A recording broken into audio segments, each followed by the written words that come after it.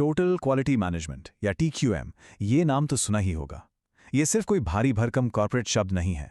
असल में ये एक ऐसा फलसफा है जो वादा करता है कि हर प्रोसेस, हर टीम और हर प्रोडक्ट अपनी बेस्ट परफॉर्मेंस दे सकता है। लेकिन फिर ऐसा क्या होता है कि ये वादा अक्सर टूट जाता है? आज हम इसी पहेली को सुलझाएंगे और देखेंगे कि कैसे इस बड़े आइडिया को ज़मीनी हकीकत में बदला जा सकता है। तो आज हम क्या क्या देखने वाले हैं? हम TQM के वादे से लेकर इसकी राह में आने वाली रुकावटों तक का सफर तय करेंगे। हम समझेंगे कि इसमें लीडरशिप और टीम की क्या भूमिका है और ये भी देखेंगे कि कामयाबी को कैसे मापा और बढ़ाया जा सकता है। और हाँ, आखिर में हम एक ठोस 90 दिन का एक्शन प्लान भी देखेंगे। तो चलिए शुरू करते हैं। तो सबसे पहले TQM का असली मतलब है क्या? ये सिर्फ क्वालिटी कंट्रोल का कोई नया या फैंसी नाम नहीं है। चलिए समझते हैं कि ये किसी भी ऑर्गेनाइजेशन के लिए एक बड़ा रणनीतिक हथियार क्यों हो सकता है। TQM को ना एक ऐप की तरह नहीं, बल्कि पूरे कंप्यूटर के ऑपरेटिंग सिस्टम की तरह समझिए। ये कंपनी के हर हिस्से में बस जाता है। हमेशा बेहतर होने की आदत डालना, हर फैसले के सेंटर में ग्राहक को रखना और सबसे जरूरी, हर कर्मचारी को क्वालिटी का मालिक बनाना। इसका मकसद सिर्फ गलतियों को पकड़ना नहीं, बल्कि ऐसा सिस्टम बनाना है कि गलतियां हो ही नहीं। और सोचिए, जब यह सिस्टम सही से काम करता है तो होता क्या है? कमाल होता है। जब प्रोडक्ट्स भरोसेमंद होते हैं तो कस्टमर्स लॉयल बन जाते हैं। जब गलतियां कम होती हैं तो लागत अपने आप घटती है और काम भी तेजी से होता है। ये एक ऐसी चेन है जो सिर्फ मैन्युफैक्चरिंग ही नहीं, बल्कि सर्विस इंडस्ट्री में भी कंपनी को मार्केट में एक जबरदस्त बढ़त दिलाती है। तो फिर यहाँ एक बड़ा सवाल उठता है, अगर TQM इतना पावरफुल है तो आखिर क्यों ज्यादातर कंपनियां इसे लागू करने में फेल हो जाती हैं? इसका जवाब उन आम गलतियों में छिपा है जो अच्छी से अच्छी योजनाओं को भी पटरी से उतार देती हैं।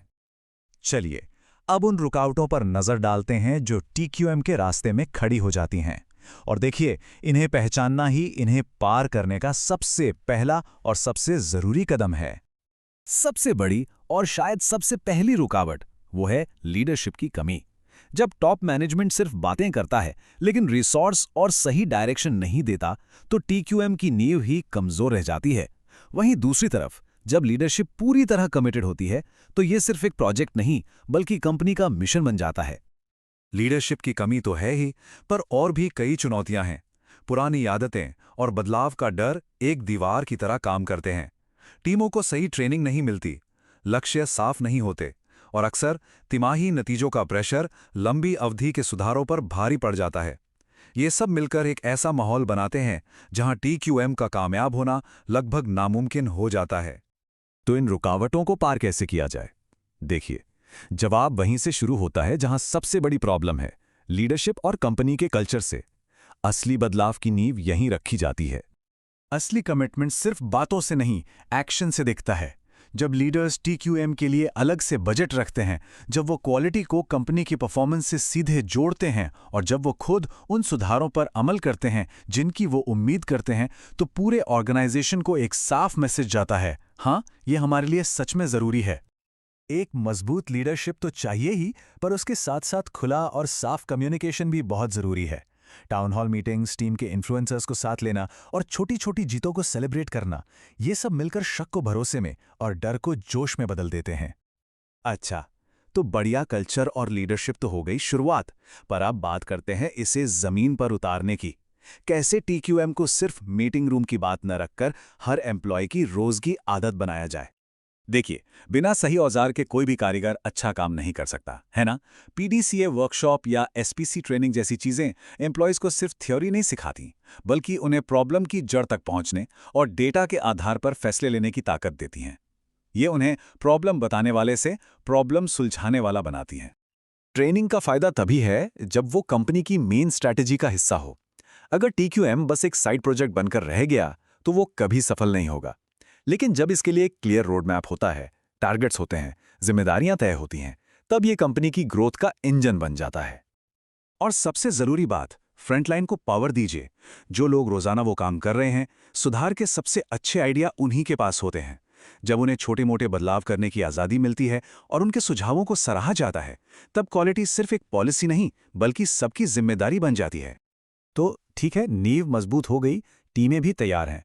अब अगला सवाल ये है कि इस बदलाव को छोटे-छोटे हिस्सों से निकालकर पूरे ऑर्गेनाइजेशन में कैसे फैलाया जाए।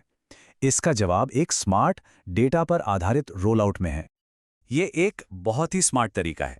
पहले पायलट करो, फिर नतीजों को मापो और फिर उसे बड़े पैमाने पर फैलाओ। मतलब पहले छोटी, कम रिस्क वाली परियोजनाओं से साबित करो कि ये काम करता है। फिर उन सफलताओं के डेटा का इस्तेमाल करके पूरे ऑर्गेनाइजेशन में भरोसा जीतो। ये अंदाजे पर नहीं, बल्कि सबूतों के आधार पर आगे बढ़ना है। और आखिर में होता क्या है?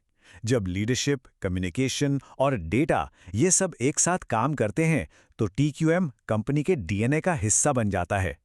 ये सिर्फ एक प्रोसेस नहीं, बल्कि काम करने का एक तरीका बन जाता है। एक ऐसी ताकत जिसे कोई भी कॉम्पिटिटर आसानी से कॉपी नहीं कर सकता। तो इतनी सारी बातें समझने के बाद अब वक्त है एक्शन का। चलिए इस सारी जानकारी को एक साफ 90 दिन के एक्शन प्लान में बदलते हैं ताकि शुरुआत आज से ही हो सके। सिर्फ 90 दिन। ये 90 दिनों की विंडो इस क्वालिटी ट्रांसफॉर्मेशन को शुरू करने के लिए है। ये एक एहसास दिलाता है कि ये लक्ष्य हासिल किया जा सकता है और इसके लिए अभी काम शुरू करना होगा। तो ये रही 5 कदमों की एक सीधी साधी चेकलिस्ट। सबसे पहले अपनी रुकावटों को पहचानिए ताकि पता चले कि लड़ना कहाँ है। फिर लीडरशिप का सपोर्ट पक्का कीजिए ताकि पास में ताकत हो। इसके बाद टीमों को ट्रेनिंग दीजिए, एक पायलट प्रोजेक्ट से अपनी बात साबित कीजिए और आखिर में अपनी कामयाबी को आंकड़ों के साथ दिखाइए। ये एक आसान लेकिन बहुत ही पावरफुल रोडमैप है। आज की गुणवत्ता की आकांक्षाओं को कल की परिचालन वास्तविकता में बदलें। ये सिर्फ एक अच्छी बात नहीं है, ये एक फैसला है। और यही वो फैसला है जो लंबे समय तक चलने वाली कस्टमर लॉयल्टी और मार्केट में सफलता की तरफ ले जाता है।